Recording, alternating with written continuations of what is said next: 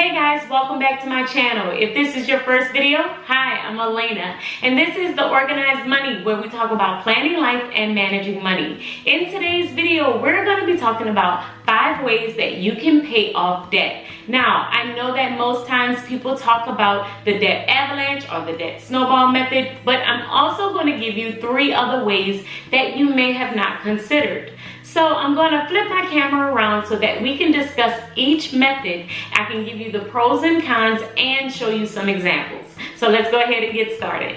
Okay, so let's talk about each method. Method number 1 is probably the most famous one, and that is the debt snowball method.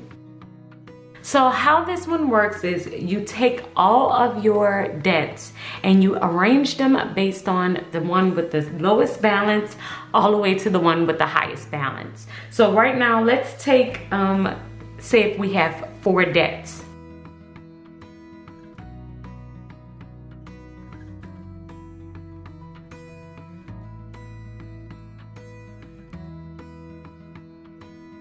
So if you had these 4 debts and you had an auto loan, a credit card, a student loan, and a personal loan, and these were the balances and the interest rate is here, the debt snowball method says that you would arrange them based on the one with the lowest balance.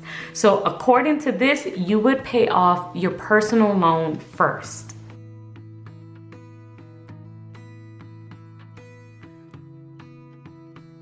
So based on this, you would arrange it by paying your personal loan off first because it's $5,000, then the credit card, then the auto loan, then the student loan. Now you would always pay your minimum payment on all of the other loans and all of the other debts while paying off the first one. So if the minimum payment on each one of these, and then any extra money that you had, you will put it toward your personal loan. Then once the personal loan is paid off, you use the extra money that you were paying off this loan plus the minimum payment on this loan toward the next debt. So if your personal loan, let's say you had $100 and that was the minimum payment, and you were putting an extra $50 on it to give it $150 payments, once you pay that off, then you would take the $150 and put it toward the credit card debt along with the minimum payment. And that's why it's called a snowball, because it starts to snowball and pay off the next item until by the end of it, you have really big payments going toward your last debt. Now, the pros of this is when you are faced with this type of amount of debt, if you have a lot of debt, then paying off the smallest amount gives you progress quickly. So a pro is you progress quickly. And another pro is basically you get momentum.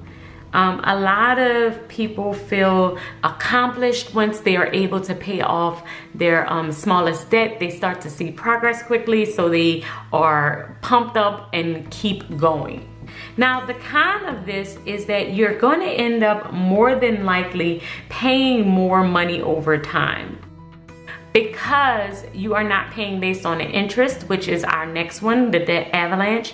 So since you're not paying off of interest, you're going to probably end up paying more money by doing it this way. But this method works for a lot of people because sometimes it's just mind over matter. So you have to make a decision based on how, this works for you and how your mind works. Method number 2 is the debt avalanche method. So let's take our same debts that we had before.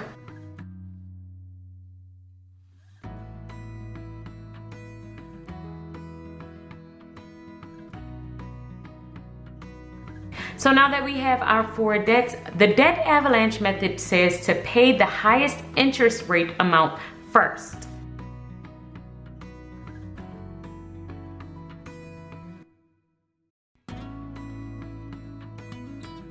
Using the debt avalanche method, of course, you're continuing to pay the minimum payment on all of your debt, but any extra money that you have, you put it on the item with the highest interest rate.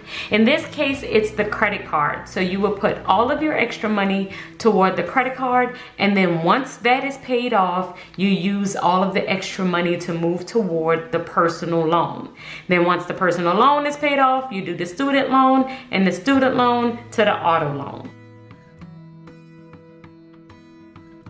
So the pros of this method is that you don't pay as much money in interest, so that is a great thing. You end up paying less over time. And the con is it takes longer to see the progress, which means that if you are the type of person that wants to see progress right away, then you more than likely don't want to use this method. You want to use the debt snowball method. But if you don't mind and you're in it for the long haul and you know that you can stay focused, that won't bother you, that you won't see it quickly, then I would definitely say to try out this method.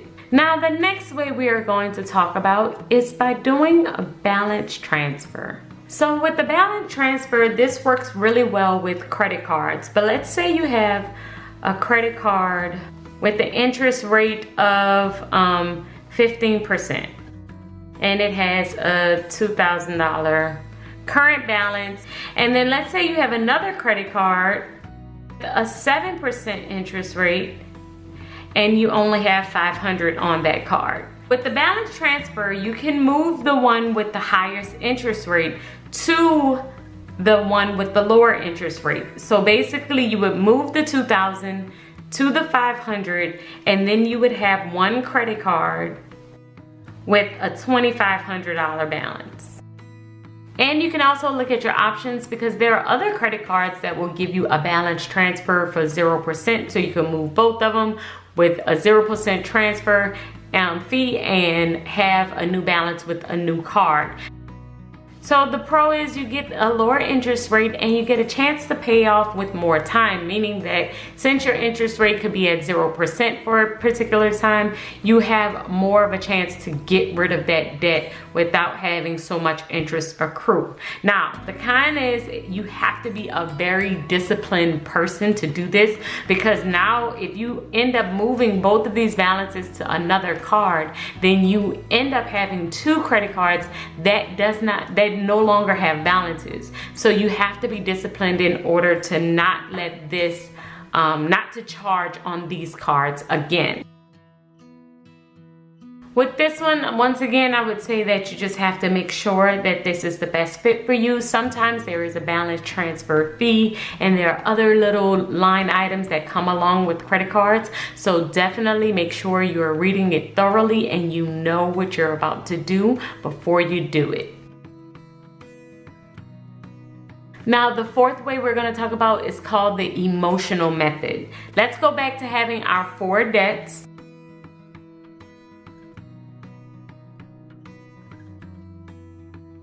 Basically, the emotional method is going to say, pay off the debt that gives you the most emotional stress. So if you're looking at these 4 debts, you're looking at the one that causes you the most emotional pain and then arranging it based on that. So for instance, I know that I really want to pay off my car.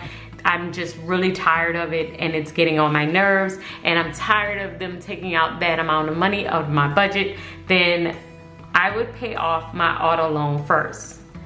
Then what's the next one that gives me the most emotional stress? Let's say it's the credit card, the personal loan, then the student loan. So this is based off of the items that cause you the most emotional stress or feelings while doing your budget. And it's the ones that you want to pay off first. So even though they aren't in particular order based on amount or based on interest rate or anything like that, it is based on how they make you feel when you're looking at your budget. You may feel like your student loan is less because it doesn't really bother you that much to pay the $50 or $100 a month on that student loan, but you know your auto loan is driving you completely insane and you really don't want it on there anymore and you want to hurry up and pay off your car. So it's according to how you feel emotionally regarding that particular debt, and then you arrange it based on that.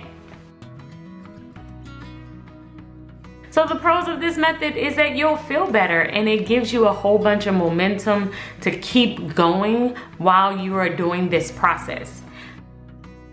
So the cons with this method is that you end up paying more in interest, so you won't pay everything off as quickly. You'll end up paying more money, but that may be okay if it's based on your emotional being. If you know paying off certain things in a certain amount, in a certain time will make you feel better, then I say definitely go for it. And the fifth method we are going to talk about is your highest minimum payment.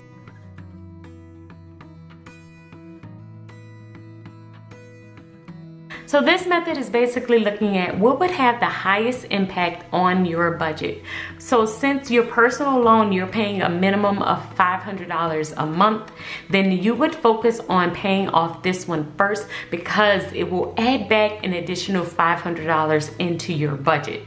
Then you would arrange it by your credit card, then by your student loan, and then by your auto loan.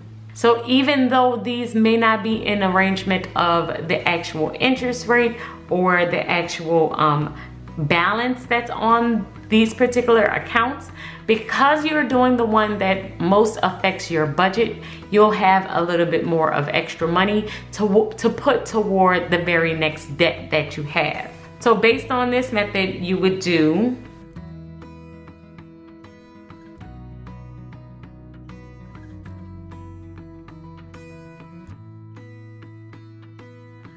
okay, so for the pros of this one, of course, it gives you more budget relief, meaning that once you pay off that personal loan, then you will have more extra money in order to put toward your other debts.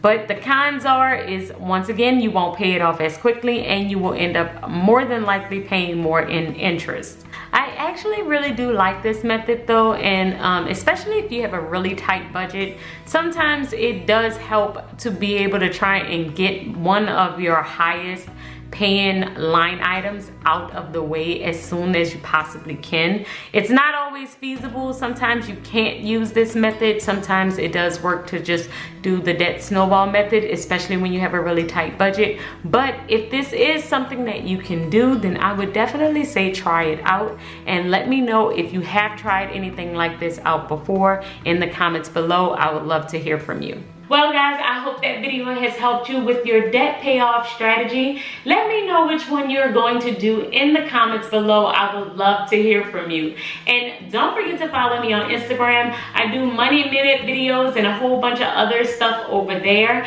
And I will see you guys in the next one. Until next time, keep organizing your life so that you can achieve your dreams.